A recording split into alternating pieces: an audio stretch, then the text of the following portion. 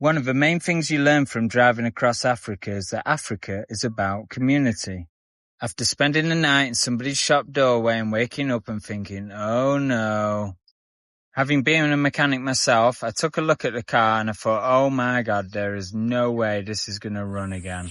But then I met Superman, and that's not just his nickname, that's his real identity. He said we face problems like this all the time in Africa and made a few calls. We started by removing my shock absorbers, and people started to turn up and crowd around the car one by one. Some people had walked through the bush up to 6 kilometres when they'd heard that I was in town and struggling. The next job was to find a source of electricity, because in this town there was no electricity, no water, no internet, nothing. This meant we had to carry a 250 kilo generator 150 metres out of the nearest field. Shortly after, Nelson turned up with the welder. I couldn't even recognise what it was, and I do not even want to talk about how they wired it together.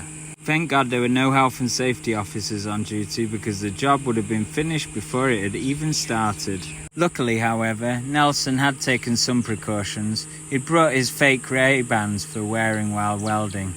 These guys have the understanding and practicality to the highest level I have ever seen, and a European would find it very difficult to comprehend. So I had my input with a bit of my academic education by organising people into teams, checking that things are being done safely to a certain standard, and making sure that nothing gets broken. It took around 8 hours of welding and maybe 25 rods. Lots of hammering later on the chassis, lots of hammering later on the bonnet, and the car could be ready to be assembled. Not only did I lead the way to the design that the car would be repaired again, but we would once again upgrade the car.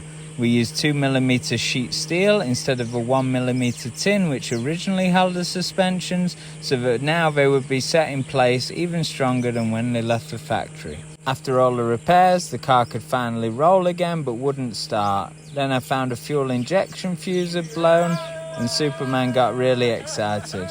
The car started and I was ready once again to hit the road. I spent one final night there, and Superman slept outside the door of my tent with his celebratory beer. And I was back on my way to China.